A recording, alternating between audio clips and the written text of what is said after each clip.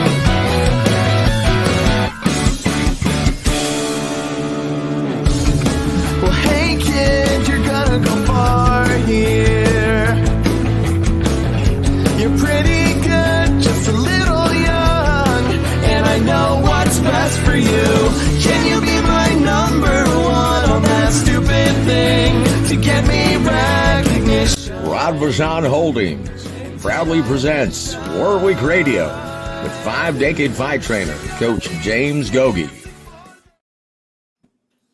Guys, oh my goodness, be still my heart. It is you, James Gogue in the flesh. Woo! Gogue, how the hell have you been? We've missed you so much, man.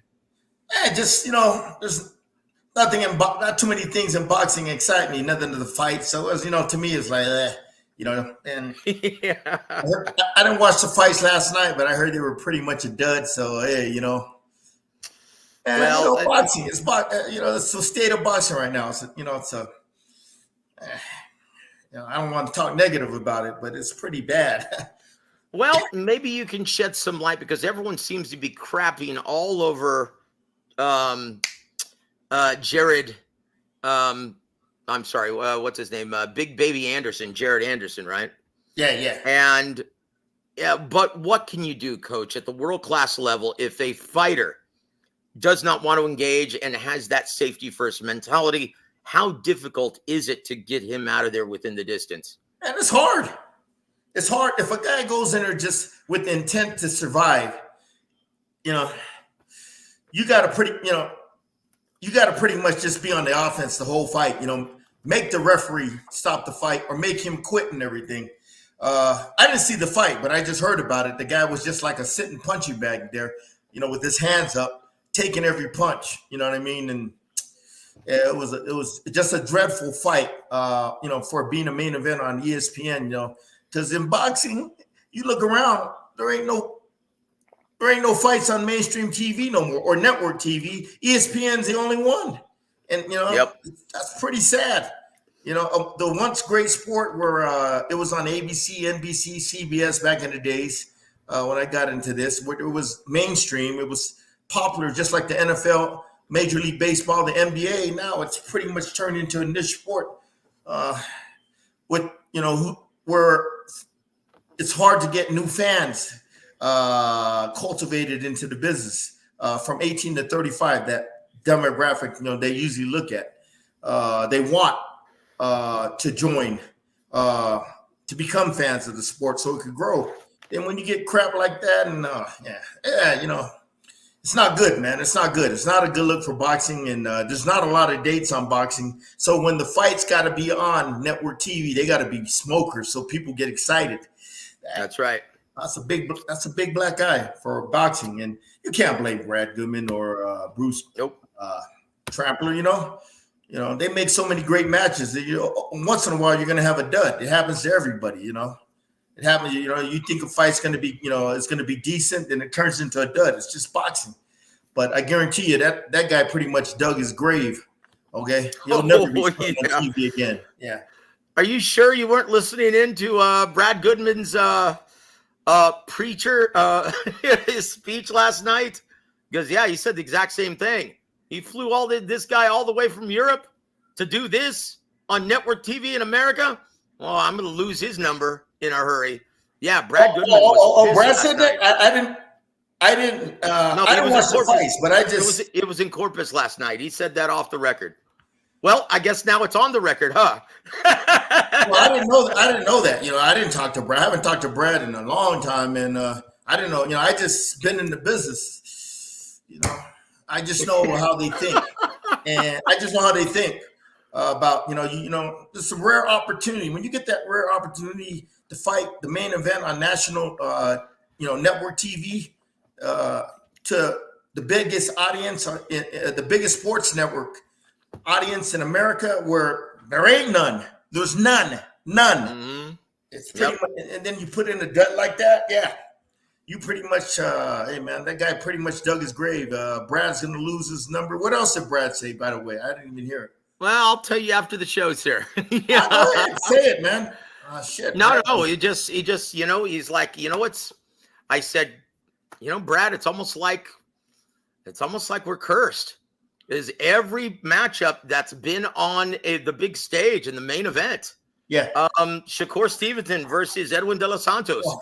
Teofimo Lopez versus Jermaine Ortiz. It's like it's like almost seems like we're cursed. Like, thank God for Liam Wilson versus Oscar Valdez. Yeah. That one was a great fight and a great performance. But other than that, it's like guys just want to earn a paycheck and they come and lay an egg on the biggest stage of boxing in the main event. Yeah. It's almost like we're doomed for failure. And what was his response?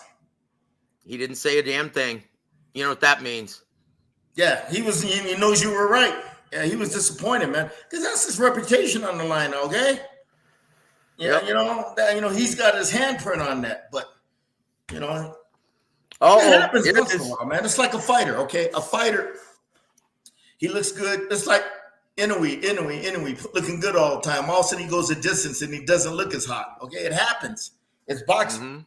Mm-hmm. I mean, it's hard to be theater of the unexpected.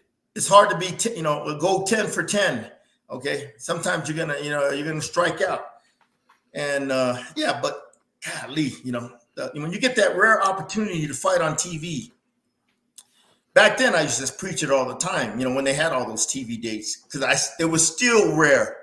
Okay, when you got that chance to fight on HBO or Showtime or Tuesday Night Fights or ESPN, whatever network, it's still rare.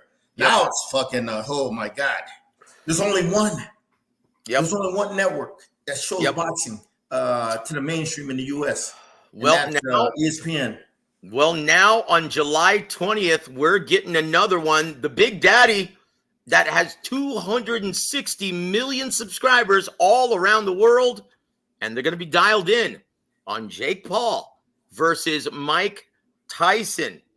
And Jake Paul and Mike Tyson, they're on every mainstream outlet, including Fox News, saying, hey, guys, this is going to be a real fight. Even though if it goes the full eight rounds, it's a no contest, and there can only be a winner by way of knockout, but it's 10-ounce gloves, no headgear. This is going to be a real fight. Coach Gogue, how, with everything that you just stated, how important is this fight to the health of the sport in the American market? It better be entertaining. People better like it. Let's just say people better talk about it in a positive manner on Monday when they're at work. All right? That's it.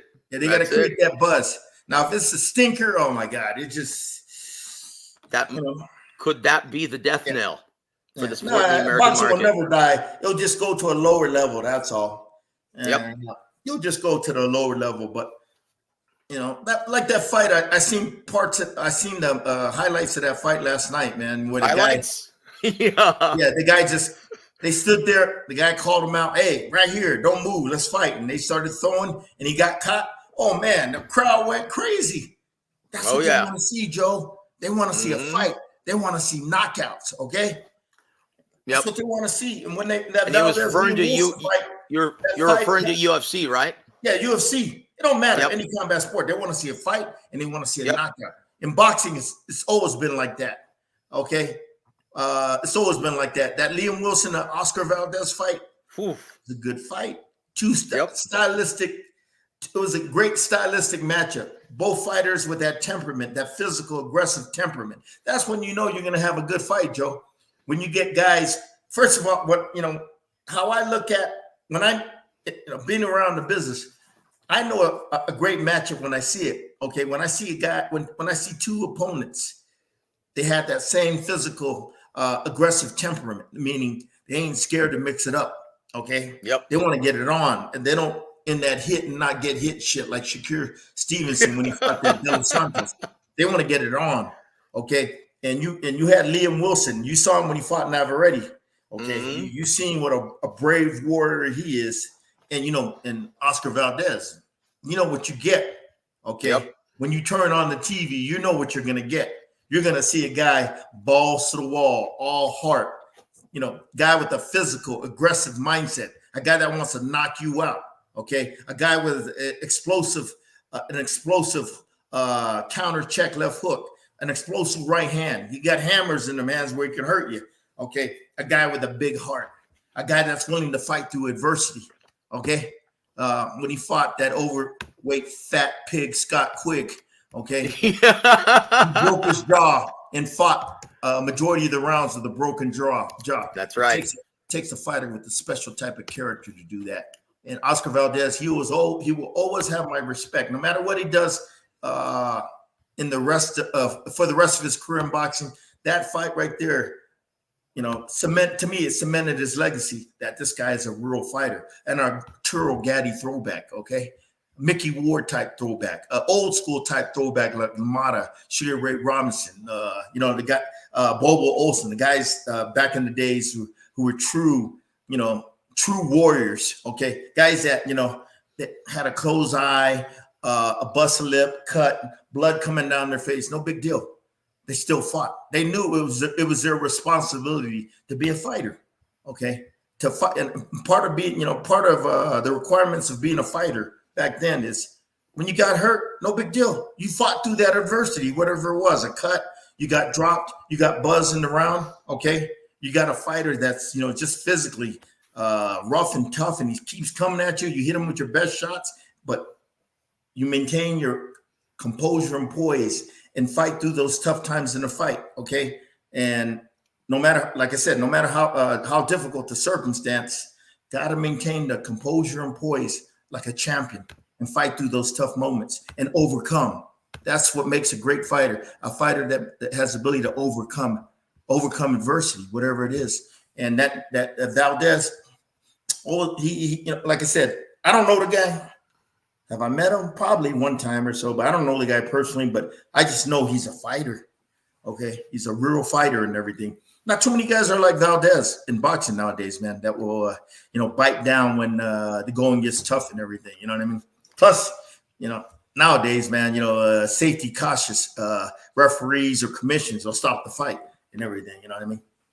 That is true. That's a very good point. That's a very good point. I think that lends itself into these fighters not wanting to take as many risks as they used to, because if they get hurt, if they get buzzed, there's always that risk that a very conservative referee will step in and call a halt to the bout and not give the fighter commission. Yep. Commission doctor. Yep, that's it. That's it. So very good points, Gogue. And once again, we love your eyes. Best set of eyes in the business, guys, in case you didn't know. But tell you what, talking about style matchups. 1 second, Joe. Yes, sir. So Brad was disappointed. Oh, you already know how he gets. He gets all fired up and emotional and stuff like that. Yeah. He can be a real cold-hearted dude at times. And look, he takes pride. He takes pride in his job. He takes pride in making matchups that people want to see, the fans want to see. Let me give you an example, man. Oh, Brad, he called me for this fight. It was an undercard of New York City when Madison Square Garden, when Miguel Cotto fought Joshua Clottey. And we fought on the undercard. I had a guy, Guadalupe De Leon, just a warrior. Tough. And we fought one of their top prospects. I think it was, can't remember his name, man. Jorge Diaz? I don't know. I can't remember his name. But, man, it was a war for 6 rounds. After the fight, when the whole crowd was getting behind you and it was loud, it was loud and the energy level was high, just like the main event. And Aaron was there watching the fight with Carl Moretti, you know what I mean? And you know it was a good fight when, especially when the bell rang, they gave you a standing ovation. Then you're walking out of the ring and everybody's coming at you. Every sports writer I knew back then, Nick Charles, the guy that used to work for Showtime, passed away, comes up to me. You remember me? I said, yeah, I remember you. I saw you 2 weeks ago. He goes, man, what a fighter you have. Even though my guy lost, he goes, man, well, that guy can really fight. And who else? Everybody, Joe, was all these media guys and coaches, they were come pat me on the back. Hey, they don't pat me, pat my fighter, okay? Because he got dropped twice that first round in the fight. And he was hurt between the round. I had to revive him, okay? And I had to tell him, hey, man, no big deal, man. You just got caught. I said, you're in great shape. He shook it off. By 30 seconds, between the rounds in the corner, 30 seconds, he was clear again. I poured water on his head. I said, you cleared? Your head clear? He goes, yeah. I said, look, now it's your turn. Okay, now it's your turn to turn the tide. And back and forth, man. They were going at it, man. My guy took some hard shots. My guy kept firing, kept coming back. My guy hurt that guy a lot of times too with body shots. And the guy broke his hand on my guy's head, I heard, after the fight. It was only a 6-round fight. A fucking 6-round fight. We got paid $3,000 for the fight, but it had the the action and the passion of two guys fighting for the title, or two guys fighting on HBO pay-per-view, and they had pride in their performance. That's it. Pride in their performance, like Nick Saban used to say, the Hall of Fame football coach from University of Alabama. But man, Brad, I'm telling you, after that fight, everybody was just, when I was walking out of the ring, I didn't expect that. All these media guys and all that. So I get in the dressing room, and Brad Goodman comes walking in all casual like this, like nothing big happened. I looked at him. I said, "You better, hey, this guy put it on the line, okay? You know what I mean? He ain't got nothing to be ashamed about." And Brad looked at me like, because Brad's an old school cold guy, man. Yep. That was right there. That was his mark of approval. Like, yeah. Yep. And Manny Pacquiao, who saw the fight in the dressing room because one of his fighters was fighting, he came in our dressing room and shook my hand and everything, and shook Loopy's hand, man. Like, man, what a great fight! That was a good fight, man. I watched, he watched it backstage. And the thing is, Joe, that was just the undercard fight, man. And Brad Goodman told me after the fight, man, that's probably the best fight of the year, the best undercard fight of the year. And that's why we never had, Loopy had a record of 10 wins, 14 losses, but we always fought on the big stage. We always fought on the big fights. We always fought on the big, all the big fights on Showtime, HBO. We always fought on the undercards. That's right. He always put it on the line. He always gave great performances. Okay, they didn't give a shit about his record. They know it would be a great fight. Eric used to love using us. Eric Gomez. I call Eric, hey man, what you got for Loopy? I tell Eric, hey, yeah, we'll fight that guy. Oh, okay. Yeah, okay. Yeah, and that was Weren't you guys on the undercard of Canelo Austin Trout in San Antonio? We fought there too, yeah. Yep, that's right. That's right. Yeah, they fucked us, and it was a 6-rounder. We got there in the ring. Oh, it's only a 4-round. I'm like, man, we're gonna need more than that. Yeah, that's when I knew Austin Trout was getting fucked, because when I was the first one to step in that ring, okay, I walked in, went to the ropes, I stepped on the ring, Joe. I stepped on the ring. It was like quicksand. They put a wrestling match in there, and they did that one purpose so they could slow the movement of Austin Trout. And I knew, first thing I said to myself, not us, I said, man, they really are fucking that Austin Trout over. And Austin Trout didn't even know that until he stepped in the ring. Yep. I remember I was working with Austin at the time. Oh, boy. Yeah. Oh, boy. Yeah, the spongy canvas trick. I tell you what. But you're absolutely right, Gogue. And wasn't it weren't you fighting I remember that night you were fighting Lou Savarise's kid that was just signed from Flores, was his name? No, it was Louis de Cubas Jr.'s kid. That's right. Yeah. His kid from Houston, though, right? I don't know. I can't remember the guy's name. Yeah. He was a good little fighter. Yep. Now, look, man, that last round, we were whooping his ass, man. But it takes Loopy. Loopy's a veteran, okay? He gets better as the fight goes on. Now, if we would have had 6 rounds, he would have been in trouble. At the 4th round, oh, yeah, my guy was coming on, man, and that was it, man. And yeah, Ed Jackson, the guy that worked his corner, who's also the well-known strength and conditioning coach, worked with Andre Ward, he works with Shakir, Winky Wright. He came up to me afterwards. He goes, "Boy, everything you told me about your fighter was 100% correct." He goes, "He's gonna test my guy. We're gonna find out what my guy is, what my guy is about. Everything he goes, you told me about him was 100%." Yeah. Yep. That was that Canelo. That's when Canelo fought Trout, and it was like 40,000 people there or something like that. Yeah. Yep, 40,000. Yep, that's right. I sat next to the Charlo brothers, watching that fight. Yeah, hearing their bullshit all night. I know the Charlos. Man. I know Jamel and Jamal. Since they were little kids. That's why. So I sat next to them and we watched the fight together. Yep. That's when they used to be, well, I can't say anything. I was just going to say, though, that's when they used to be normal. Nah, they were still acting like prima donnas. Hell, they were bitching at me. They were still bitching at me like, how come I can't get a ringside seat? Yeah, man, I shouldn't. How come I can't sit ringside? Man, that's, they are. I was just listening to them. I'm like, man, I got a good view here, bro. Because, we had a good floor seat. A little, a little way back, but it was me, Joel Diaz is right sitting next to me, and Charlos were sitting right by me, right next to me. Both of the brothers, yeah. That was, correct me if I'm wrong, but I think that's before Jamal actually got signed. Nah, Jamal was signed. Oh, okay. They were both signed. Okay, but very they good. were still upcoming. Okay, they weren't stars like they thought they were and deserved, a ringside treatment. You know what I mean?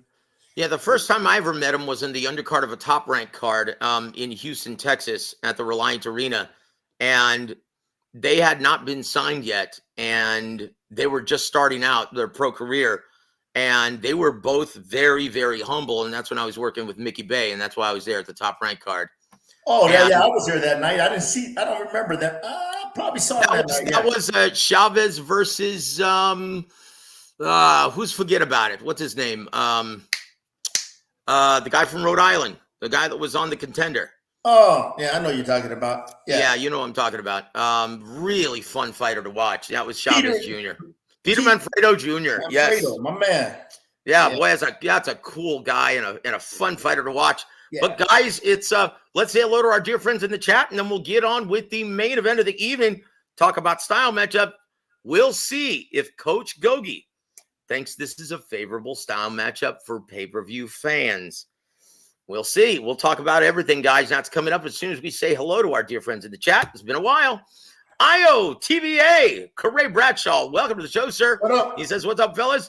And guys, if you haven't already, please go subscribe to the Spit Bucket as well as IOTBA Boxing Talk.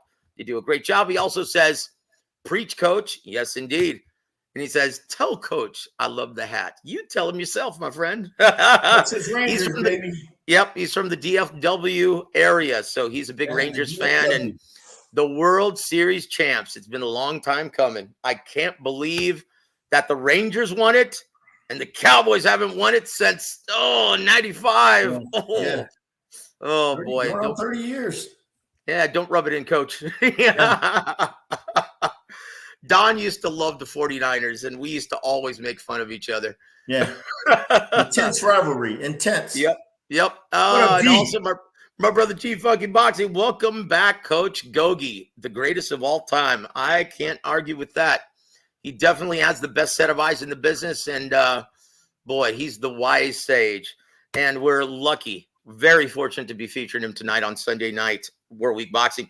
And Outlaw, JoJo, Coach, yes. Welcome, Outlaw, and thank you for supporting the coach, my friend. Also, SSV Diving, welcome back, Coach, yes. And Boxing Lifer, salute to you, my friend, and thank you for the supporting the coach on this day. Also, Gus, I knew I'd see him here. He's been looking forward to this for weeks, Gogue. Yep, that's it. All right. And there it is, brother. Yes. And let's see. James from the Boxing Source. Guys, if you haven't already, go check out theboxingsource.net and read all about the numbers for Tim Tszyu versus, Sebastian Fondora. It's What are the shocking, numbers? guys. Under 20? Oh, boy. I thought under 20. Nope, it's 23,000. You weren't far off. They said 23,000? 23,000, sir. Yep. I think they're being a little generous, man. No, here it is. I got it from the my friend in Australia, Foxtel, right? Oh, that's in Australia. No. It's both. Listen to this. He said it was 20,000 in the American market and 30,000 in Australia. It didn't do well because it came on Sunday afternoon in Australia, and it was competing with their other sports leagues. And so not a lot of people bought it. It was less than 50,000 total in both markets. So it was 20,000 in the States. Yep. 23,000. That's what I thought. That's what I said. Yep. I didn't care about that in Australia. I said they'll do more. I go, if it does more than 20,000, I'll be surprised. I was right. Yep. So it's less than 50,000 combined. And unfortunately for PBC, they don't get a dime of any of the proceeds collected in Australia. And there it is. Hey, that's the way the cookie crumbles. We'll see what happens on May 4th. They better hit a home run with Canelo. Yep. Well done, or else it may be curtains, guys. Anyway, Bruce Gas, Boxing, Jazz, and more. Guys, go please support our brother Bruce. Says salute Joe and Coach Gogue. What up, Yes, Bruce? Sir. Yes, sir. Tell you what. Listen to this. Coach, you sure can tell a story. Salute, brother. Oh, thank you. And guys, now it's time to rattle off the tail of the tape for the title challenger this Saturday night from the Barclays Center in New York, in Brooklyn, New York. Boy, and ticket sales have been atrocious. First of all, Coach Gogue, a lot of people have been remarking on the terrible undercard. Would you like to explain why there's really not a lot of money for this undercard? What pays for the undercard? Shit, I don't know. You the expert, Joe. Oh, it's the live gate. You know this. Yeah. You taught me Yeah, this. the live gate. The live gate pays for that, or they budget. You know, they got a certain. Okay, they pay the main event, then they budget a certain amount for the undercard. And usually, you know, when they get that money from the live gate, that usually takes care of it, or or whatever. Sometimes they just, whatever the budget is, they take the main events. Of course, is gonna get most of the meat. Then the undercard gets the bones and scraps. That's basically it. That's why you got a cheap undercard for this fight. Nobody's gonna watch the undercard. They're just gonna watch the main event and everything. You know what I mean? So. Yep. Most mainstream and casual fans purchase it for the main event. That is absolutely right on the money. Absolutely right on the money.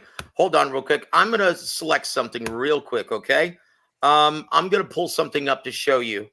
And this was as recent as last week, okay? Let's see. Where is... I guess it's on my phone. It's not on my computer. My apologies, guys. I can't upload it right now. But yeah, ticket sales, it's still not even close to being sold out. I think it's about 40% of the tickets have been sold. But that's why, guys. That's why they're being very stingy and very conservative in planning this undercard, these prelims. Because one, most people are going to purchase it for the main event, most mainstream and casual fans. And then two, ticket sales haven't been good. They haven't been favorable. It's still not sold out, and we're the week of the fight. So that's what pays for your undercard is the live gate, guys. Yeah, they do 10,000 people, man. They'll just darken the second section, a higher section. Just darken it out so it doesn't look that bad. Well, that's the problem. The upper deck, that's where everyone's been purchasing the tickets because it's been so expensive. I think they priced them way too high, Coach. Well, guess what, Joe? They'll just tell everybody to move down. That's what they always do.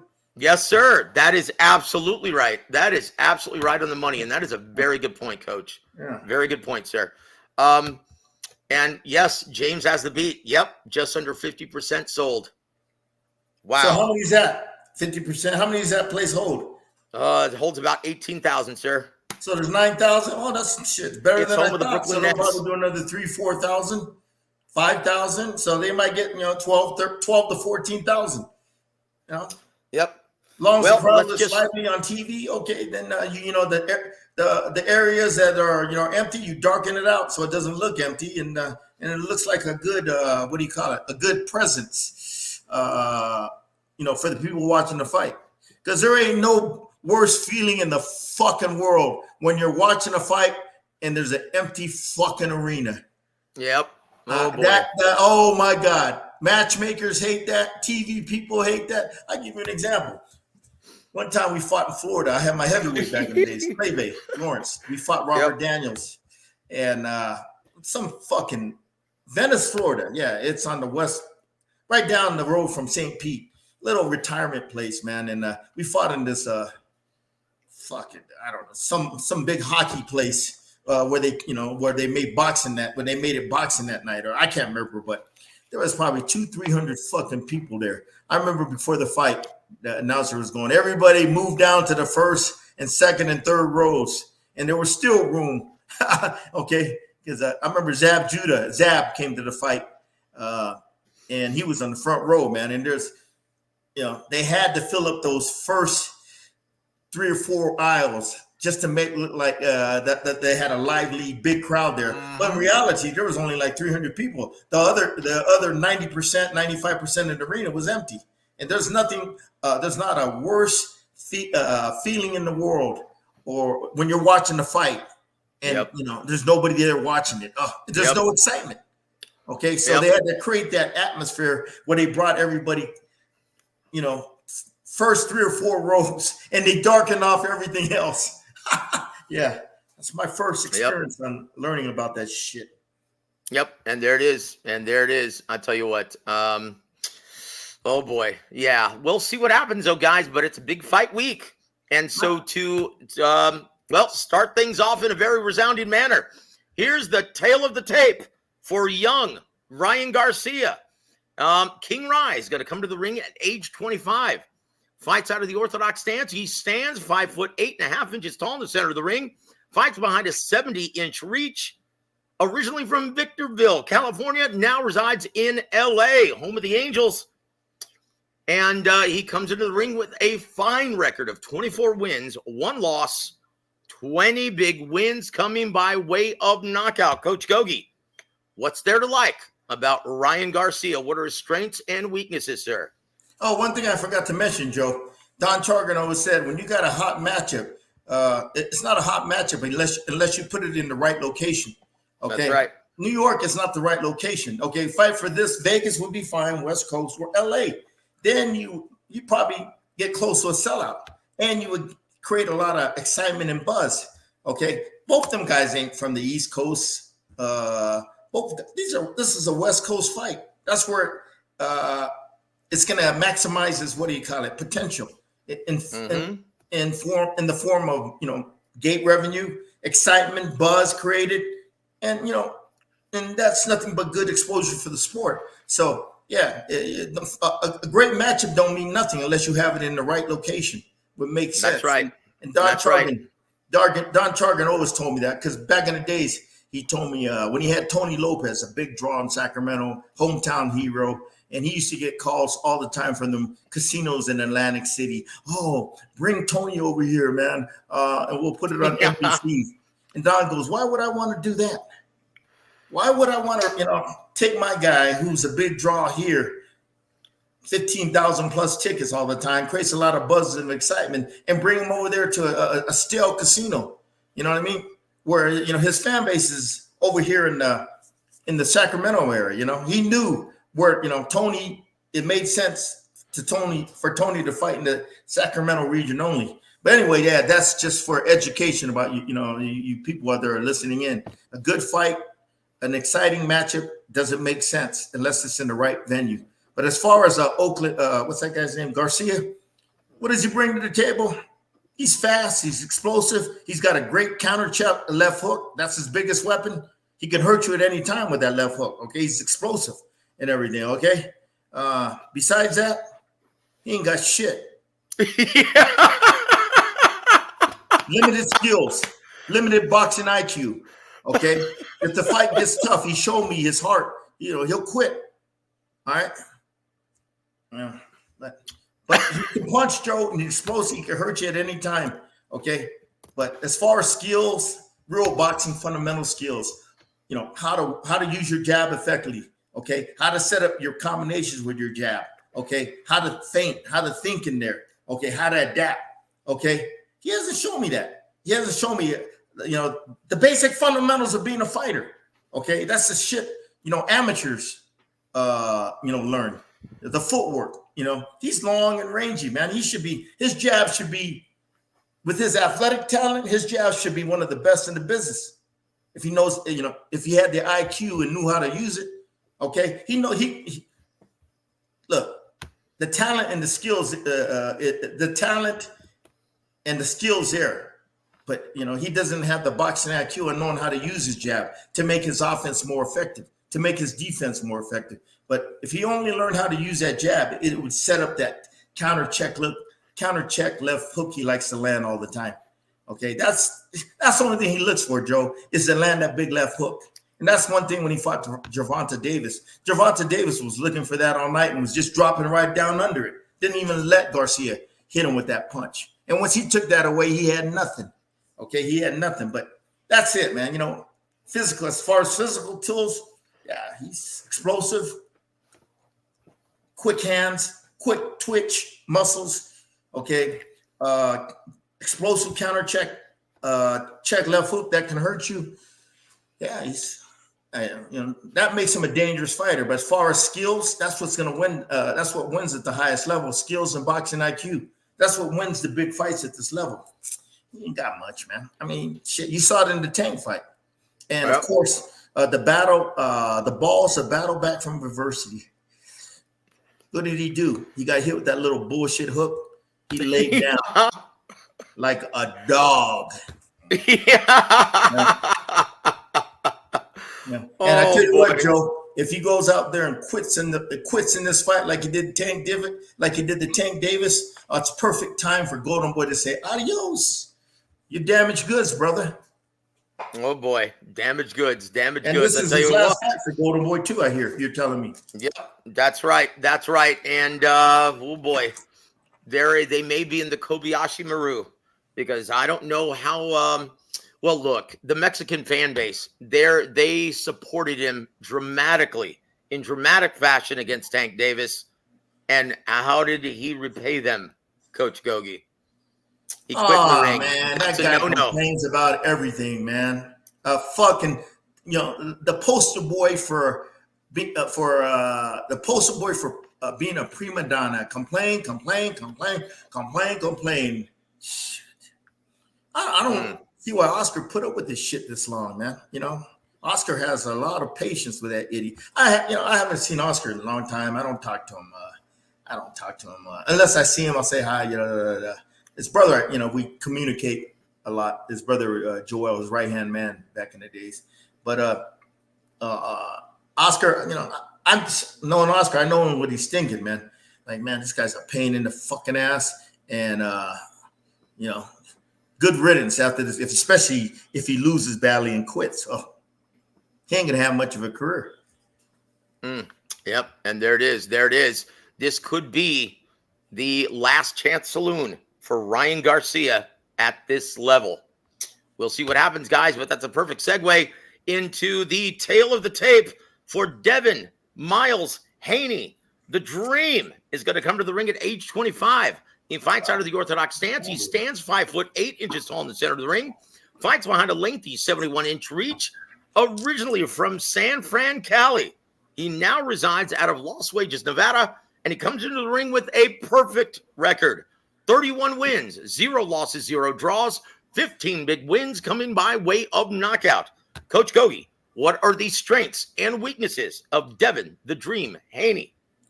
Devin Haney, is a very intelligent boxer. He has boxing IQ. He's got world-class boxing skills. Fundamentally sound. He works behind that jab.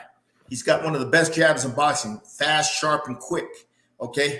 Great footwork. He knows how to, what do you call it? use his athletic talent to control the pace of the fight. It's called ring generalship, okay?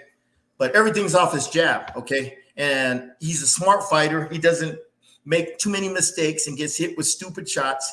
But once he gets his jab, once he gets his distance, that's going to be the key, getting close. Because, he's got to also be aware of Garcia trying to, catch him with that lead left hook, okay? Or that little looping overhand wild right hand he throws, okay? But once he gets close, that jab's got to be effective, up and down, confuse him, feints, then put the combinations together, the sharp counters. Because this Garcia is going to make mistakes, man. Meaning he'll rush in, and Haney will catch him with quick counters, or defensively, there'll be holes in his defense, and Haney's got good eyes. Okay, he's athletic, gifted fighters have good eyes. They can see the openings and exploit the openings and stuff like that. But that jab is the key. That's what sets up everything. That's what gets him in the rhythm. Okay, that's what his timing and rhythm. Go off his jab. Okay, once he gets his jab established, his rhythm comes. Okay, his timing gets better. His distance gets right. Because when you got a good jab, Joe, when you're hitting you're hitting your opponent with it, that means your distance is correct. If you can't hit a guy with a jab, that means you got to get closer. Your distance ain't right. But once you start hitting him with that jab, okay, my distance is good. Everything's coming. Then whether I counter, whether I leave on my combinations, I'm gonna start nailing this guy. Whether he starts making mistakes and lunges in like Garcia does sometimes, I'm gonna counter out that. Okay, either with a counter check hook or a lead right hand, real sneaky, real quick.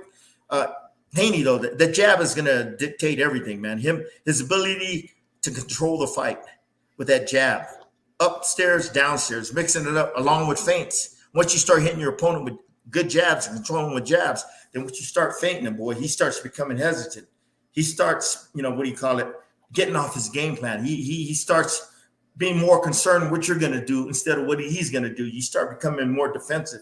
You start becoming uneasy. Your confidence level starts, shrinking. You start becoming unsure of what to do. Okay, yeah, that's when you get a guy off his rhythm. When you break his timing and get him off his rhythm, they start becoming a hesitant fighter and everything. Man, Mayweather is good at that. He's the master at that, man. As the rounds go on, fighters become more hesitant because they don't know if he can hit them or not. And they're worried about them sharp counters, Floyd's going to hit him with. Haney's the same way, different style, same approach, but different, his own style, his own unique style, the way he does it and everything. But it's basically that jab up and down. That's going to dictate the whole fight. And just being careful, not getting hit by that big left hook, that counter hook or the lead hook. And then Haney will be fine, man. Yeah, he'll be fine. He'll know what to do and everything. Yeah. Yep, and there it is, guys. Those are the strengths and weaknesses of both fighters. I haven't studied. No, I didn't study the fights. I just what I remember of these motherfuckers. Oh well, I tell you what, it doesn't matter. You've seen enough, Coach, and boy, I tell you what, your word is gold. And like I said, I can count on one hand how many times Coach Gogue has been incorrect in his prognostication and his assessment. It's very rare, guys. I can count on one hand how many times he's been incorrect. Most importantly, it's how he sees the fight playing out, right? So he has no control over the judges. But, Coach, I will say this. How crucial is the assignment of the referee in this matchup on Saturday night between Devin Haney and Ryan Garcia? Yeah, make sure Garcia doesn't excessively hold. Okay, break that. Warn him a couple times, and that second warning, start taking. After that second warning, if he continues to do it, start taking points, and that will that will prevent him from holding excessively. Because you let a fighter, the fight is at long range and it transfers in the pocket to short range. Okay, because in a fight, the distance of a fight always changes between fighters. When they're fighting, they could be one round, they could be at range all day and play chess, and then all of a sudden the next round, that fight can go from long range and all of a sudden go into the pocket, And, if you got a ref, like, I don't want to mention names, but, as soon as the fight gets in the pocket, one fighter likes to hold a lot, and the ref lets him get away with it over and over and over and over without, warning them or taking away points. The fighter's going to keep doing it. You know what I mean? Yep. So you get right off the bat, you put your foot down, no more holding. I'm going to start taking points. And when you do that, Joe, then you'll get a good product out there, a good fight. Okay. You're going to, nothing destroys a fight more than when two guys get in the pocket, one is holding excessively. It ruins the ebb and flow of a good fight. So what you do is you got to have a ref that knows what the hell he's doing. And if he sees a fighter that's intentionally holding, okay, and he's not trying to fight, and he's basically on survival mode, then you start taking points away. And the next thing you know, he won't hold as much and everything. You know what I mean? But who is the ref? I don't know these guys. We're not going to find out until Tuesday or Wednesday latest, but I can guarantee you it's going to be a Harvey Dock. Yeah, that's what I was saying. He's from that area. Yeah, Harvey he's Dock a good or ref. Steve Willis. Yep. The judges are going to be Steve Weisfeld, David Sutherland, and more than likely Julie Letterman. Okay. Because once again, they're from that area, and more than likely Haney's camp is going to approve Julie Letterman. Yeah. Steve Weisfeld is from that area. He's from New Jersey. He's going to get the assignment. And Sutherland, it was going to be Sutherland, Cheatham, and Weisfeld, but Cheatham, as of late, he's been very, very uncharacteristically off. So with that strange scorecard he turned in with the Richardson-Hitchens, Gustavo Lemos fight, he's more than likely not going to get the call. Oh. So what count a on shit. Julie. No, talk about a poster board for holding in the pocket, that Hitchison. Oh yeah. So you can also count on Raul Caiz Jr. not getting this assignment also, because he allowed way too much holding in that fight. Yeah. So there it is. Look, Nicholas Barra, welcome to the show, sir. And he goes, "What the F? Garcia or Haney? Haney the holder? Of course, Devin Haney is the biggest culprit." That's what Coach Gogue was saying, sir. Yeah, either guy, man. The motherfuckers that they hold, you start taking points. You make them fight. Yep. And the reason why he included Garcia in this is because Garcia did an awful lot of holding in his last fight against both these guys, Oscar man. Duarte. They get in the pocket. Yeah. Both these guys, they get in the pocket. They don't make that transition. Okay. When the fight gets close, they don't make that transition and start fighting in the pocket. They want to just smother each other, hold, and look at the ref to break them. Okay, because they want to apply their game plan at distance and range. So, especially a guy like Haney who wants to establish that jab and control you with the jab, it kind of cracks me up. I see Haney in all these fucking videos in his YouTube channel, how he's working on body shots and how he's doing this and hitting the body and this. And when he gets into a fight, he does none of that shit. Yeah, everything from mid to long range for Devin Haney, sir. Yeah, but when he gets close, you don't see no inside. You don't see no inside work, especially at the body. Yeah.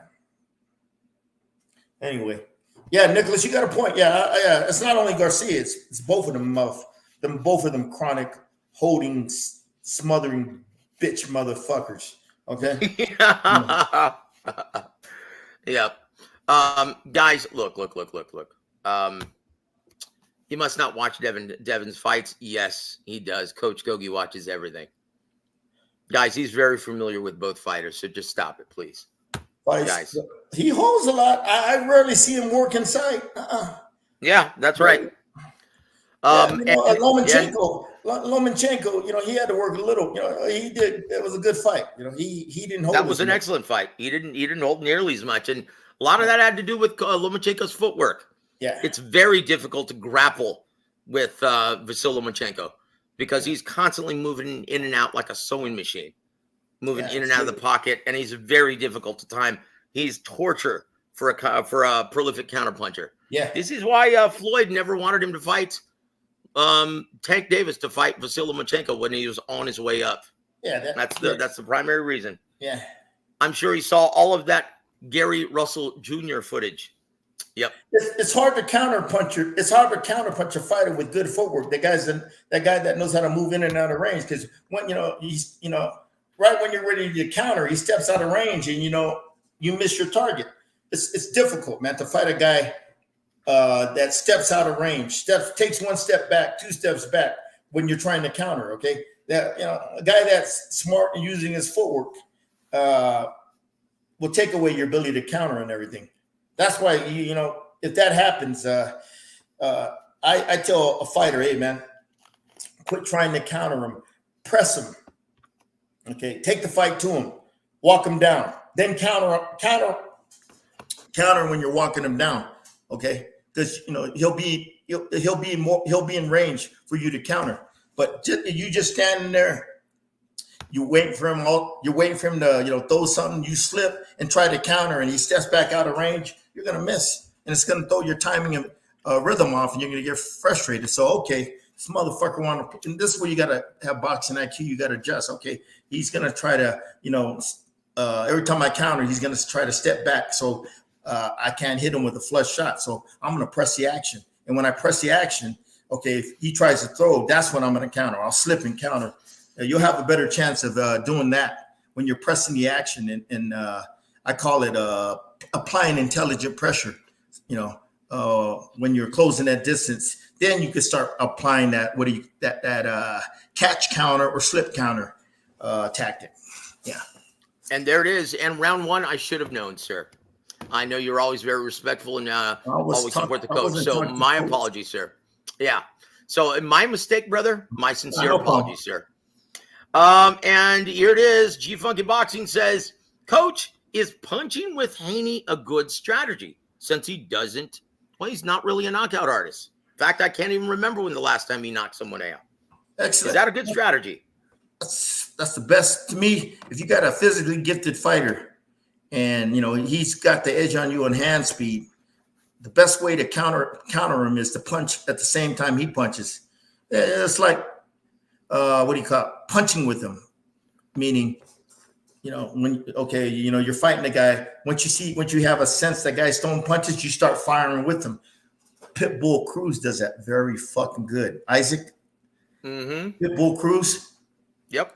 He'll be right there walking you down. Once he senses that you're throwing a right hand, he'll beat you to the punch. Okay, he'll throw at the same time as you, but he'll beat you to the punch. Okay, like Rolly Romero, he knew he was going to throw that right hand right when he was right here in this position. Right when he was right here in this position, throwing that right hand, he's seen it and he countered with a quick, sharp left hook. He's got short arms, so his punch beat Rolly's punch to the target. Okay, you understand, Joe? He was just sitting there. He saw Rolly throw that. He saw Rolly was about to throw that right hand. Right when Rolly was throwing that right hand, when you're opening up, when you're throwing your punches, you're opening up. Once he saw that opening, whap! Pitbull does it beautifully, man. A lot of people don't understand that. They say, "Oh man, he's the next Mike Tyson. He hits hard with both hands." Yeah, he does that. But his sense of timing, knowing when to throw, knowing when you're going to throw, and he'll throw at the same time as you, but he'll beat you to the punch because he'll have the right distance. Okay, he has that. He has some good set of eyes where you can see you're throwing, and he'll beat you, and he'll time you. He'll beat you to the punch. He has shorter arms. His arms don't have to go as far as yours. Yeah. Pitbull is beautiful at that. Indeed. There it goes, guys. And so thank you for the question, G Funky. Obviously, G Funky knows what he's talking about. He's spent so much time in and around the gym, and he's currently working with many fighters in the Sacramento, California area. That's your stomping ground. Yeah. That's why a guy that's, if you fighting a guy that's timing you, meaning he's throwing with you, throwing at the same time you're throwing punches, because you got the edge on speed. So he wants to eliminate that speed factor and make the playing field more even. He's gonna have that strategy of throwing with you, throwing at the same time you're throwing punches, but he's gonna beat you to the punches. It's just keeping your chin down low. Once he sees you're throwing, boom, fire at the same time. Just keep your chin low. So if you do get hit, you're gonna be better prepared to handle the impact. So once you see the guy's throwing, he's gonna open up. Boom. That's when you got to time it. You got to time it, get the distance right. You throw, boom, boom. He's throwing, bam, bam. Fucking Pitbull does that fucking good. That's why if I was fighting that guy like Pitbull, don't even bother leading with punches with that guy. He's gonna time you good, and you're going to get caught with those sharp counters between those exchanges. So what you do is you feint him a lot, and so he doesn't, you know what I mean. His timing and rhythm ain't going to be as effective when you start feinting him a lot and using that jab at distance. You know what I mean. Don't even bother throwing that right hand or leading right hands or leading with combinations unless you're throwing a lot of feints at this guy and busting him up with that jab and movement. Give him movement. Yeah. And there it is. And guys, this would not be an episode of Gogues' big fight preview without reviewing the odds before we get the official prediction of the 5-decade fight trainer. And according to our recommended race and sportsbook, which is the BetMGM, oh boy, it looks like there's some money coming in on Ryan because it's gone from a minus 1,000 to minus 900 in favor of Devin Haney. And Ryan Garcia is now a plus 575. Guys, it's time for Gogues' official big fight prediction. Pull out the crystal ball, James. What say you? How does this fight play out, sir?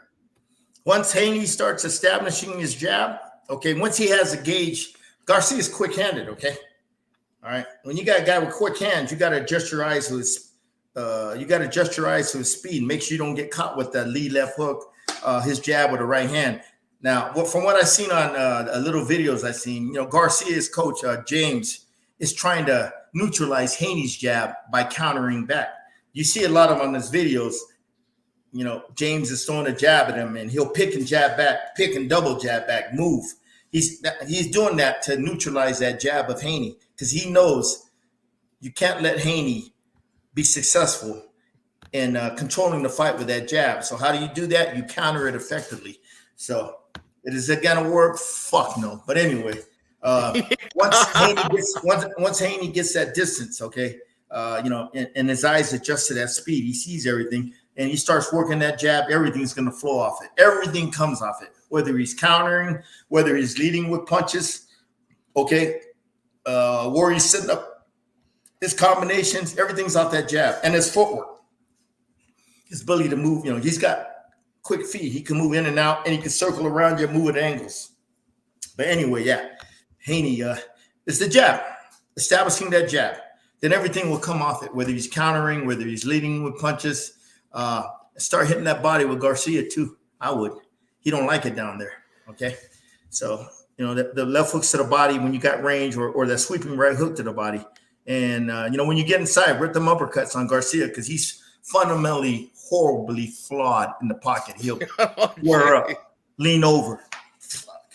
Guy that squares up and leans over, uppercuts all day, baby. If that motherfucker smothers you, Garcia, and you can't get that uppercut off, slide back half a step, then rip it up. But if you're right here, you ain't got no, you can't rip them uppercuts because your punches are smothered. So you take that little half step back, boom, all you need is this much space to throw it.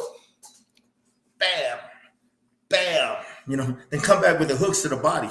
That's what I would do. And I'm not training that motherfucker. So I don't know what he But that jab though of a Haney, yeah, that dictates the pace.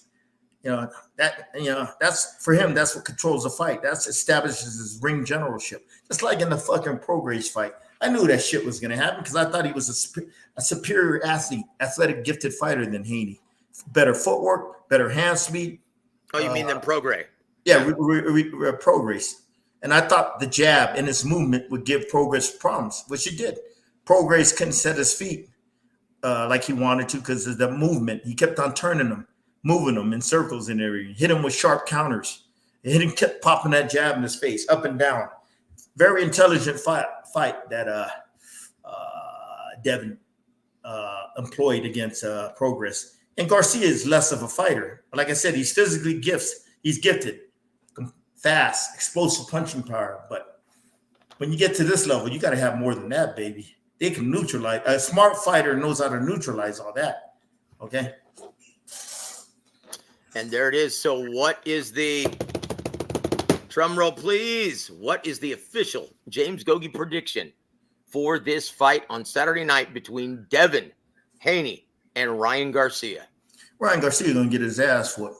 If he don't catch Haney and hurt him and get him out of there, as the fight goes on, you'll see the differences of class, the separation of class and levels. Okay. Yeah. So there it is, guys. You see a wide, unanimous decision in favor of Devin Haney, correct, Coach? Shit, I don't see this motherfucking fight competitive. What are the odds again, Joe? It's almost 10-1 in favor of Devin Haney, 6-1, and Ryan Garcia is a 6-1 almost underdog. Okay, tells you everything, man. 10-1. That means it's 10-1. That means it's a motherfucking mismatch. Usually. Usually means you've got a puncher's chance. That's it. Yeah, and he does. He's explosive, boy. That boy can hurt you. Garcia, physically gifted. That hook of his, counter check left hook, he'll block and counter. Whoo, you ain't watch. When you throw that right hand, if you just keep your chin up there, it's open. He's gonna counter with a left hook. You better drop down under it. Throw that right hand and drop down under it all the time, whether you hit him or not. Because that hook, that counter check left hook, once he starts timing, if you don't drop down under it, you're gonna get hit. And he can hurt you, that Garcia. Yeah. Yep. I'll tell you what's the over-under on both men making weight this time? Because they both looked really big. But Ryan Garcia, last week he weighed in and he's already at 146. So, yeah, I think he's going to make weight. Devin Haney, though, we don't know. We'll see. Remember, in his last fight against Regis Prograis, he had to strip down naked to make 140. Yeah, he's going to move up to 47 after this. I can't see him making 40 much longer. You know what I mean?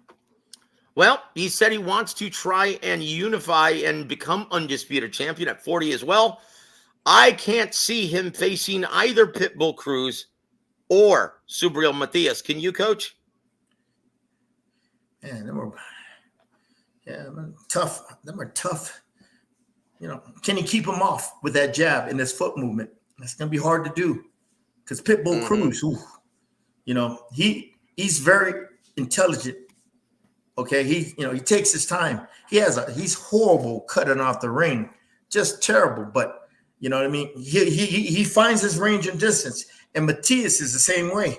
You can't keep that motherfucker off you for 12 rounds. Okay, you're gonna have to have some firepower, something to discourage him, to hurt him, to get their respect early on. If not, they're just gonna keep coming forward.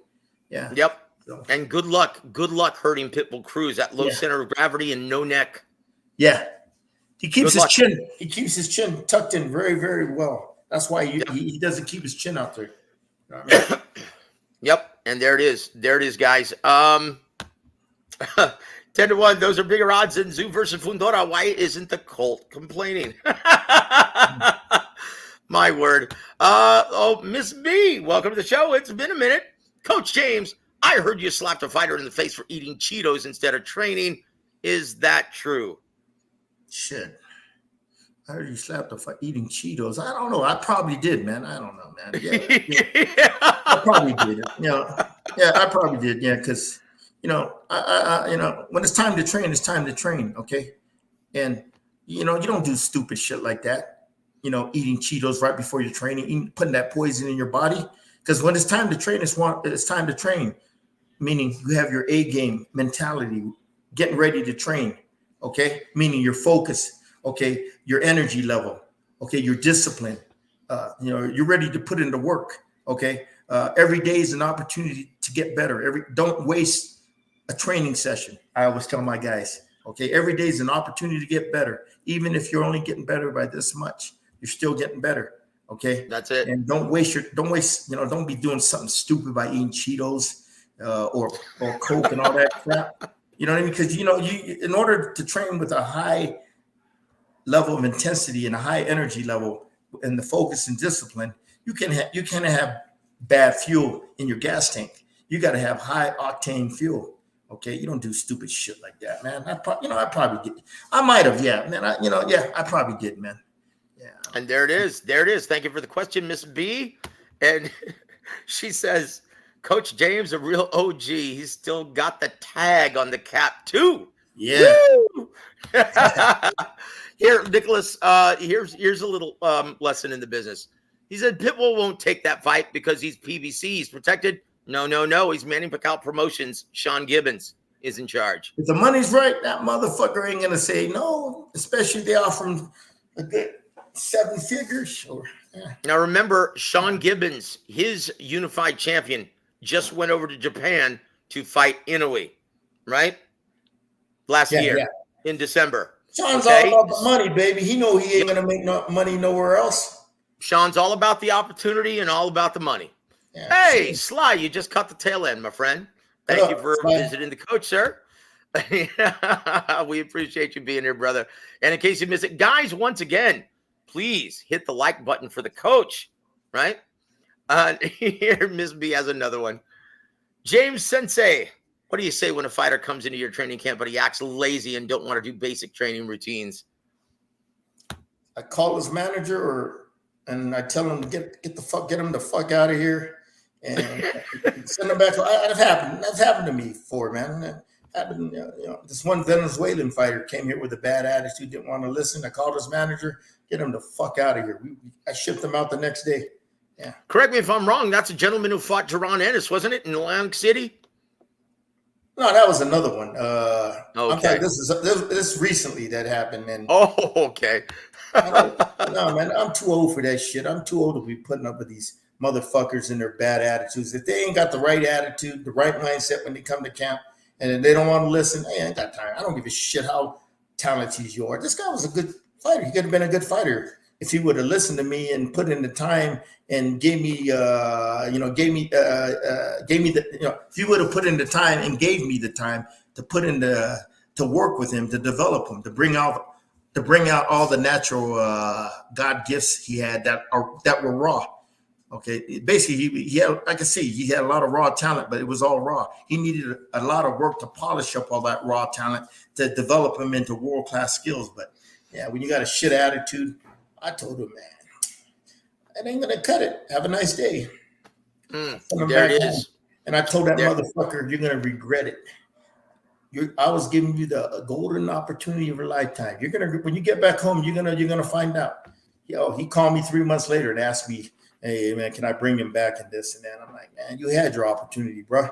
You fuck up with me once. I don't, you know what I mean? I don't welcome you back, man. I ain't got time for that, man. And there it is, guys. Don't cross the coach. Don't cross the coach. Tell you what, though, here's Sly Tendencies. Thank you for the super chat for Coach Gogue. He says, Coach Gogue is an old school player. Who am I betting money on? Vaturbiev or Bivol? Much love and much respect. Much love and much respect to you, my friend. So I said this when they made the fight. Bivol. That's right. You did, didn't you? Yep. I didn't even have to watch it. I said his footwork, his ability to execute that jab consistently, the fast, sharp combinations, and to get back out of range. Okay, not to get hit. His ability, his ring generalship, his ability to use his footwork and use the whole ring to control the fight. His ability to stay off the ropes, pivot out of the corners, not get caught there, to be a stationary target for W.A.W. Okay, like the other fighters. You see all the other guys he fought. Once he got them on the ropes, once he started laying them, once you became a stationary target, you started laying on them heavy punches, game was over. But a guy like Bivol, who's got great footwork, what do you call it? He's got great in and out movement where you have a hard time countering with shots because, he's coming in, he throws a shot, you try to counter, he's out of range because he takes a step back. And he circles around you where you're always turning, where you're never getting your feet set to implement your game plan. That motherfucker. And he's tough. He's physically strong and he's physically tough. And he's got punching power to discourage you. Where you got to discourage his W.A.W. Okay, you got to hit him with some hard shots consistently to get his attention, or not. He's just going to keep coming in. W.A.W. is also a good boxer. He also sound fundamentally, but Bivol does it on a higher level. His ring generalship is on another level than W.A.W. Now, that motherfucker W.A.W. can hit, but you got to neutralize that with all the intangibles that Bevo has, the footwork, ability to move in circles, at angles, that long jab, not only just a single jabs, but a lot of touch jabs he puts in your face to keep you at range. Okay, the fast, sharp combinations, the counters, the blocking, the catching counters he likes to hit you with, his ability to stay off the ropes, stay out of the corners, the ability to use a whole ring. Okay, to what do you call it? To keep you under the wrap. Okay, to maintain control. That's called ring generalship. That's what's going to stand out in the fight when these judges, are watching the fight. If they want to see all that. Not only the clean, effective punches landing, but the ring generalship. Yeah, and the defense. You know what I mean? Stuff like that. All these factors, man. And I think Bevo is on another level. The only way this Better Beef is going to beat this guy is if he hurts him and knocks him out. Yeah. There it is. Yeah. There it is. I tell you what, it's going to be an intriguing fight. And it's going to happen June 1st. Also, guys, as a special treat for you, Sly, because you've always been supportive and you're always very good to us, my dear friend, Iceman John Scully, who works with W.A.W, is going to be our special guest this Wednesday evening. Yeah, so please, but like I said, I gotta watch. I'm just calling it. I'm saying all this stuff, but I haven't watched. I haven't studied the fight in both of them. I'm just remembering how they both fight and how they both employ their tactics, and I'm looking at the level. I mean, the different better Bevo's at a higher level in employing the tactics than Better Beef and his styles, in and out movement. But the thing is, he has the punching power. Okay, he has that toughness. Okay, you need to fight a guy like Better Beef. Yeah. Yep. Indeed. And so look for that, Sly, as a special treat. We're going to welcome my dear friend Iceman John Scully onto the show this Wednesday evening. Huh?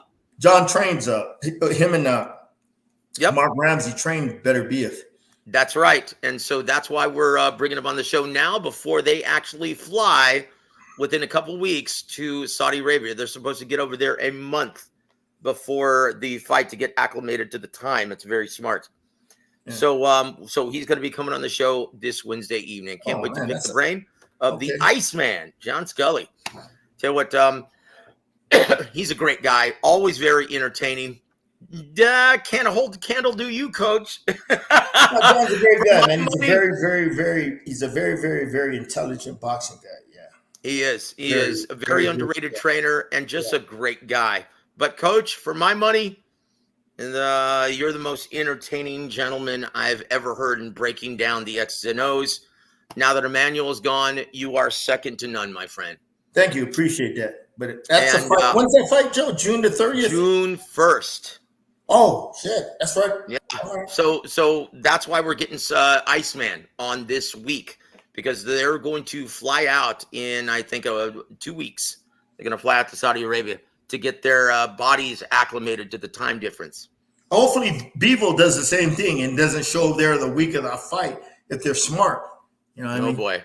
They should get there. They should get acclimated, at least 3 weeks. Get there, get used to a different climate change, the food, have the gym set up and all that stuff. He needs have everything there set up. He needs, to finish off camp and everything. Sparring partner. He's probably gonna have to bring some sparring partners. But shit, when you're making that kind of money, they can afford to bring a couple guys in, 3 guys in. You know what I mean? Indeed. And we'll work on trying to get our brother, Coach Joel Diaz. I think he's still an assistant for Coach Dimitri Bivol, correct? I don't know. I mean, is Bivol training in Southern over there in Coachella? Coachella, yes. Fantasy Springs, around that area. Yep. He's still training there. Yeah, I don't know, man. I haven't seen nothing on the videos. I don't know what's going on. I don't know who the fuck, he's training them. No, I'll find out. I'll find out tomorrow. But guys, look for the announcement of the referee and the judges at ringside. That's going to be crucial in this event coming up on Saturday night. How Yes, much sir. is that better beef Bevo getting paid, by the way, Joe? You know the. I don't know. I'll find out. I'll find out from Iceman. I don't know if he's going to want me to say anything, but I'll find out for sure when we speak to him on Wednesday. And John is going to get a payday. Good for him. Yeah. He's going to get a good payday. Good for him. The Iceman. In my opinion, he's going to get a good payday. Good for him. I'll tell him to take me out to dinner. Good for him. In my opinion, Coach. Yep. Huh? In my opinion, Coach Gogue, I honestly believe that DAZN should shit can Chris Mannix and recruit John the Iceman Scully. That'd be good. John, he's a very good, very underrated commentator. John is very good at calling. He did it on ESPN. And one time, it was back 20 years ago. I said, "Hey, John, I said, man, I called him. I said, man, I didn't know you called fights on ESPN, the old school fights." I go, "Man, you did a damn good job." He goes, "Thanks." I go, "Hey, man, how'd you get that?" He goes, him and Tessitore, I think it was Tessitore, one of them guys asked him.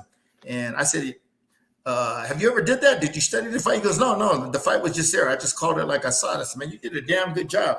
Yeah, you'd be good at that." I told him that, but he never, that shit is so political, man, to get jobs like that. Man, you got to be a real good politician and kiss a lot of ass to get, work in that field. You know what I mean? Coach, tell me about it. I do commentary. That's not my type of, I don't know if I could do shit like that because of the way I talk and my language, but I'm a coach. I'm not a motherfucking boxing commentator. Jose Ferreira says, so anyway, thank you. Thank you, Jose, for the super chat. Jose says, "We love you, Coach." What up, Jose? Where you from, Jose? You look like a young guy from Texas. Yep. Well, I tell you what, Coach Gogue likes to find out where his listeners are from. So please disclose where you're listening to the show. But they got oh gosh, that's terrible. I didn't even want to click on that. That's just ridiculous. Yeah. And G Funky shares the same sentiment. Thank you, love G. you, Appreciate Coach. It, brother. And there it is. And he also they got a lot of great fights coming up in. You're from Texas? That one guy. Jose's from Texas as well. Didn't I say that? I said I said you look like a young guy. Look like you're from T-Town, the Texas state. T-Town, boy, that's that's different. T-Town is very different. That's in Mexico way, brother. Oh yeah. You look. I was right. What I was gonna say is a lot of great fights coming up, man. In May, Joe, you were telling me about Dayton, Ohio. That's where Albert Bell's from, ain't he? That's it. That's it. Long rangey junior lightweight, #1 contender to WBO. Yeah. Yep. Coach. Yep. Thank you. He sure is. Thank you, He's one of a kind. You're from Florida, Navarre, Florida. Okay. Yep. Mark Blake is from Navarre, Florida. Thank you for joining us and supporting the coach on this day. A lot of times, Key West, Miami, St. Pete area. Yeah, Florida. I like. Oh man, they're fucking commissioned, motherfucker. Oh, man, they just like New York and California, man. I leave it like that. Yeah. And there it is. Thank you, James, for being with us, my friend. God bless you, brother, and supporting the coach. But Joe, a lot of great fights, man. What fights are coming up in April? Oh my God! Oh no, it's May. May is the big month. Oh my God! May is the big month. Let me pull up the boxing schedule real quick so we can get your thoughts before we bid everyone an excellent evening. Because Coach has had a long week and he's very we appreciate him giving all of his effort on this show, just like he does in the ring. Nicholas Bada says it's going to be a great fight and card regardless and for free on ESPN. Yes, it is. Guys, it's going to be free. We're going to see also Philip Bergovich, Coach Ronnie's fighter, his big heavyweight taking on Daniel Dubois. We're also going to see the Big Bang, Zhilei Zhang versus Deontay Wilder in the prelims, guys. Is that on ESPN? And that's for free. Thank you, Bob Arum. Thank you, ESPN. Yes, sir. He says he's not #1 anymore, Albert Bell. Politics indeed. And G Funky Boxing, obviously listening from South Sacramento. There it is. Albert Bell is #1. I looked at the rankings. I thought he was #1. Well, maybe not. Jesus M says, Coach, how do you see Abdullah Mason? Wait till the motherfucker gets hit on the chin. Right now, his fights are just too easy. I don't like that. No. I don't. You know anybody, a hard-nosed boxing guy, especially a guy like Goodman and Bruce Trampler, they don't like it when it's that easy for their prospect coming up. And, they're asking all the questions, but they're not answering none of the questions. I want to see him. I want to see this guy get hit on the chin. I want to see him in some adverse circumstances. Then you're going to see what the kid has, how he has how his boxing IQ is, how he makes adjustments, how he handles adverse situations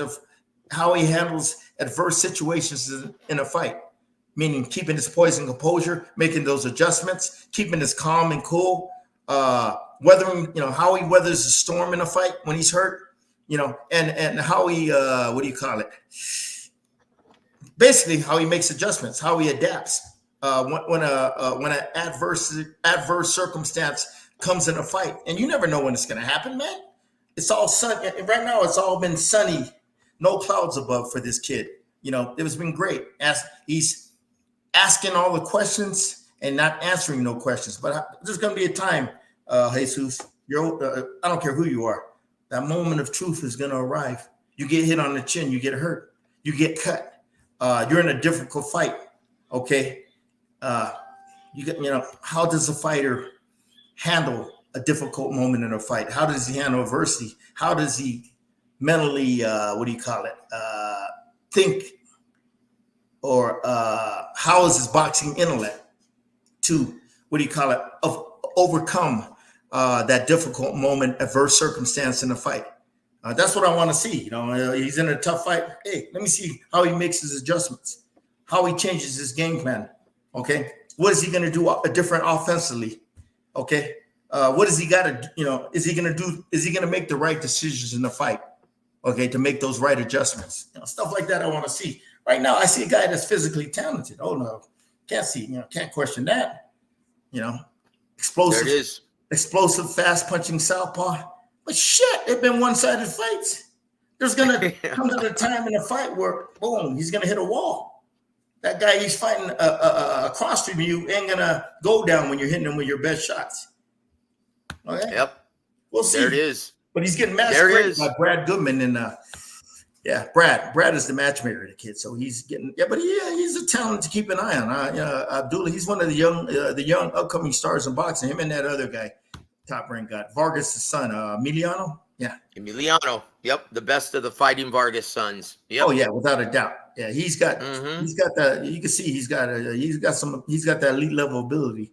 But guys like them two guys, I like watching them progress.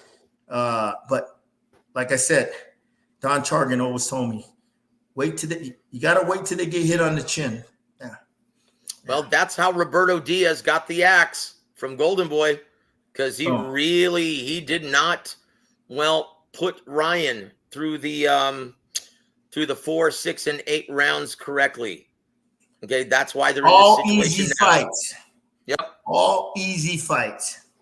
Yep, that's it. He didn't do his job, and so then he's out of one. That's how it works in this business. Yep. And Terracotta, welcome to the show, sir. He's from Dundalk, Ireland. Oh, all right. Thank you for listening, brother. Ireland. Big, huge boxing fans over there. You look at Ireland, there's a great history of fighters coming from there, man. Dave McCauley, I don't know if you remember him. A great fighter over there. Ricky Burns. No, is he from Scotland? No, Scotland. Burns? Yep, he's from Scotland. Yep. Yeah, Scott. Well, Irish. They got a lot of McGuigan. Is he from Ireland? Barry McGuigan is from Scotland, isn't he? No, he's from Ireland. Is he from Ireland? My apologies. Yeah, they got that's a fight. That's a fight country, man. A lot of great fight fans out of that in Ireland. Yeah, Ireland. Yeah, all the UK, whether it's Scotland, Ireland, England. Yeah, man, they got some great fight fans. Very, very knowledgeable. Very, very passionate. And they're not scared to buy tickets, okay? Not like these motherfuckers in the States that always want shit for free. Over there, they don't want shit for free. They're willing to buy tickets to support the sport. And boxing in the States, the motherfuckers want shit for free. free. Oh, I know. Gosh, I get hit up all the time. Hey, man, you got any free tickets? Motherfucker, what do I look like, man? Get the fuck out of here, man. Oh, I love it. I love it. Yeah, Mike great fights, man. They had some great fights in Ireland, man. Golly, I gotta put on my thinking cap. But Wayne McCullough. Dave McCullough. Yeah, who else? There's a few of them, man. Davey Boy Green, was he from Ireland? Fought Sugar Ray Leonard. Yep. Barry McQuiggan. Yep, absolutely. Who Steve else? Collins. Wayne McCullough, the Pocket Rocket. Yeah, he's from Ireland. The Pocket Rocket. Yep. Yeah, they got some scrappers from Ireland. I really respect them and everything. Any fighters now are from England? From the Ireland. Yeah, there's a few. Yeah. Well, I'll tell you what. McGuigan is from Ireland. Yeah, because I remember Barry McQuiggan. I stand corrected. You were absolutely right. Yep. Yeah, the Cyclone. What a fighter he was back in. Oh, he had that whole country electrified every time he fought. McGuigan. Oh. Yep. Don't forget about Carl Frampton. Yep. When he fought Carl, what's the name? Frampton too. Yeah. But a hell of a fighter he was. But McGuigan, I remember the time he fought Pedrosa for the title, the WBA. Oh, like 15,000 strong, and you could feel the fucking atmosphere, the electricity on TV. It was shown in the States on ABC Wild World Sports back then in '85 when it was on network TV, the big fights, and you could feel the electricity in coming from the place in my place. Man, see, that's what happens, Joe. That's what makes boxing a great sport. When you got a great fighter on TV and he's supported by a huge, rabid, crazy fan base, the energy they what do you call it? They create in an arena. It transfers over to the people that are watching, and they get excited too. They think they're there. That's what they want to see. That's what network boxing executive, boxing network executives, or matchmakers, promoters want to see. They want to see that excitement in the arena transfer over their TV, so the fans watching it that can't be there get excited and become hooked on becoming a fan. Yep. And McGuigan, I remember that night, man. He beat the long reigning champion Pedrosa. Mm-hmm. Not easy to do. Yeah, mm-hmm. Yeah. It was I think that was Pedrosa's biggest payday, man. Yeah. Out of all, he defended his title, I think 19 times. Yeah. He was long reigning champion, and that was his biggest payday. He went to Ireland. He knows that's where he was going to get paid. Yeah. But yeah, it was a hell of a fight, McGuigan, boy. And Carl Frampton, he brought a lot of excitement to the to that little part of the UK. Yeah. Frampton, hell of a fight. Indeed. Very proud fight community. And we would be remiss if I didn't mention my dear friend Andy Lee. Now turning into one of the great trainers in boxing. Yep. He learned from the best, just like Javen. Learned from the best. Yeah, yep. And there it is. Yep. And there it is. I tell you what, though, we're at the end of the road. We're already 90 minutes in, Coach, and it just flies by whenever he's on. But Joe, mention all the Arlington, Virginia. What up? That's Big James from the Boxing Source. Yep. Joe, name all the fights in May so fans can. Yes, sir. Let's do it. Very quickly, we are going to rattle off the great month of May. That's just almost upon us, guys. And it starts May 4th, Cinco de Mayo weekend. Canelo Alvarez versus Jaime Munguia. And on the undercard, you also have Brandon Figueroa versus Jesse Magdalena. Mario Varrios versus Fabian Maidana. And Amantes Staniones versus Gabriel Maestre. That's going to be a very all action undercard. Yeah. And then you've got Saka Japan, Emmanuel Rodriguez versus Nishida. Yep, for Rodriguez's IBF bantamweight title. Nishida, who Japanese fighter? Champ? Yep, Ryosoku Nishida. No, it's for Emmanuel Rodriguez's IBF bantamweight title. And I tell you what, he's looked very good in his last two fights. Emmanuel Rodriguez? I'm sorry? Emmanuel Rodriguez. Yep, Emmanuel Rodriguez. It's for his IBF bantamweight title. He trains over there with a guy named Panda. Yep, Coach Panda, that's right. He trained out of the high altitude in a town called Jiquipilco, Mexico. It's right outside of Mexico City. It's like 8,500 feet. So he gets them in great condition out there. And, Matias Williams Cepeda train out there too. So, this Rodriguez is going to be in good shape when he fights that. I don't know anything about that Japanese guy. So, but, and you there got it to go is. where the money's at. So, And there it is. Also, guys, you have 2 days later, Noya Inoue versus Luis Neri for Inoue's junior featherweight undisputed championship. You also have on the undercard Jason Maloney versus Yoshiki Takai. And that's going to be for Maloney's WB. They got two great fights back to back. Yep, indeed. And then on the following weekend, Vasily Lomachenko versus George Kambosos Jr. Ooh. And this is a pivotal crossroads match for the vacant IBF lightweight title, and it's going to be on free ESPN. And on the undercard, Carlos Cuadras versus Andrew Maloney for Cuadras' WBC interim junior bantamweight title. Oh boy. And then we've got coming up on May 18th, the following Saturday, Alexander Usyk versus Tyson Fury for the undisputed heavyweight championship of the world. All 4 belts are going to be on the line, including the ring heavyweight championship. Ooh. Wow, Coach. That's a great fight. Well, how about after that? Huh? There's some more fights happening. Isn't that Golden Boy doing a show? I'm still going.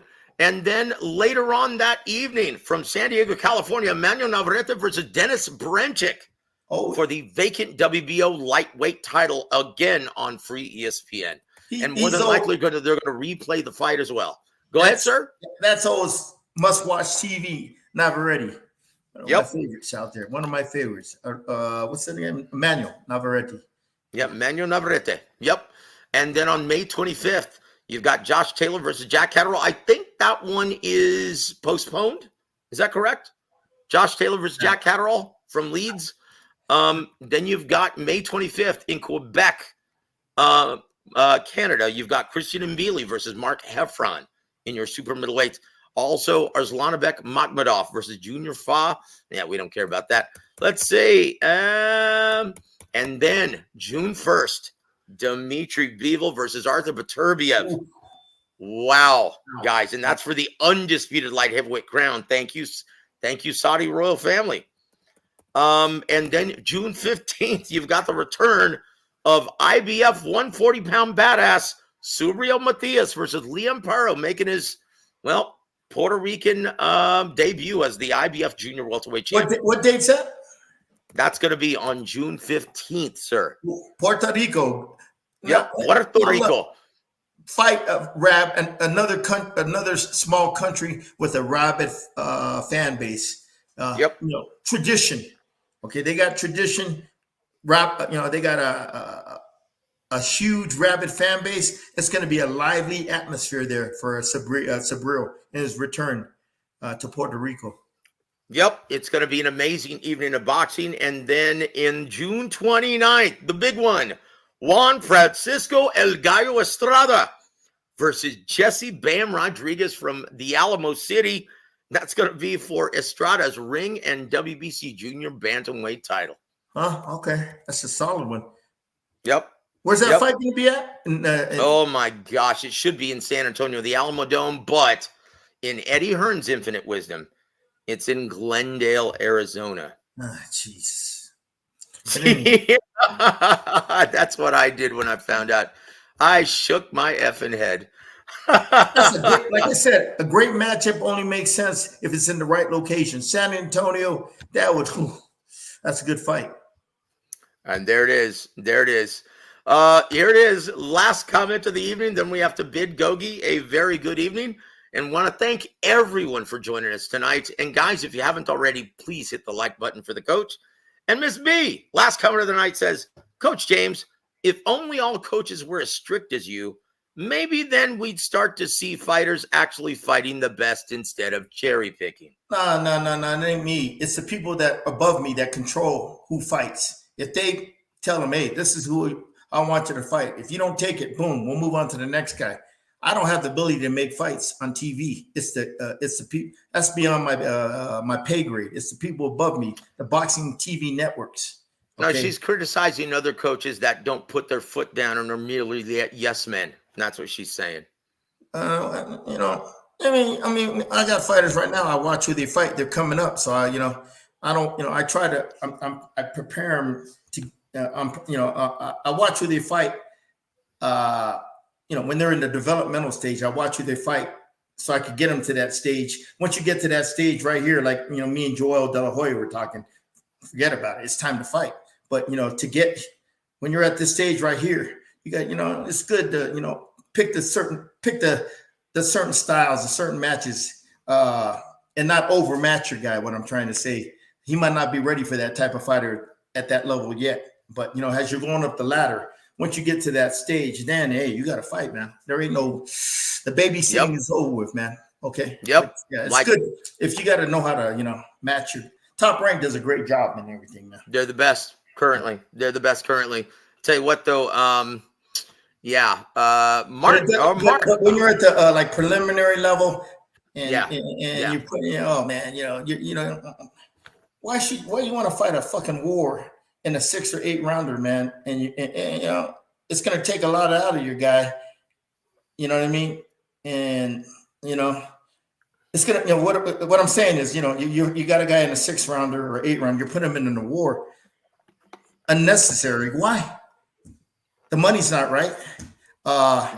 Okay, he might be overmatched. Okay, fighters. You're overmatched. You get beat. That takes a lot of confidence out to you. You got to rebuild them back up. You're trying to build the fighter back up, so you got to watch. And these, if you got a good fighter, you shouldn't have to worry too much. But if you got a guy that's developing like the guys I got, you know what I mean? I watch him. I don't trust these motherfucking matchmakers, so I trust my eyes. And you know what I mean? If I see if they give me an opponent I don't like, saying, I'll find somebody else, man. Especially, when you get a guy to, he's almost there to get to the 10 rounds, or he's gone the 10 round stage, and you're trying to get him to that big elite level, and they give you an opponent, and you're looking at him on Box Rec.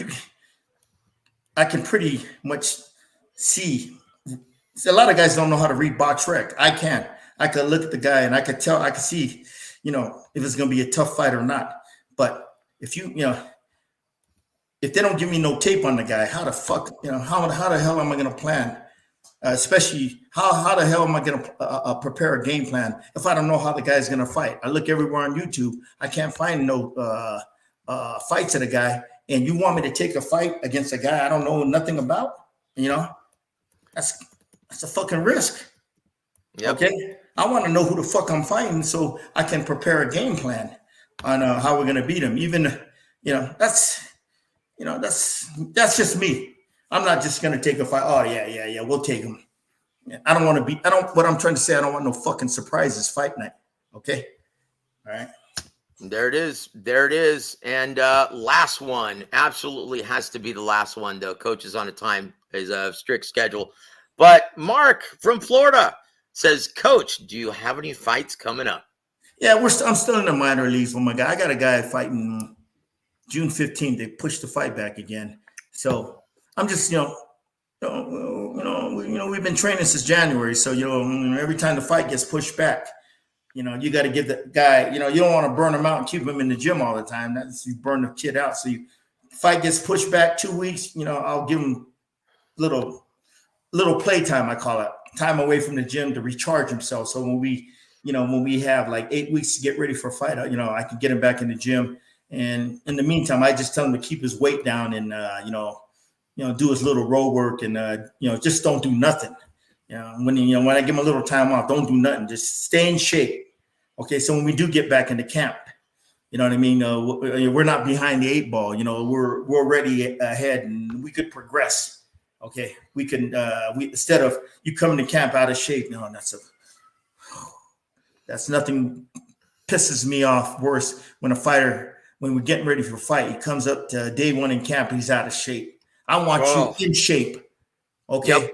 I want you in shape.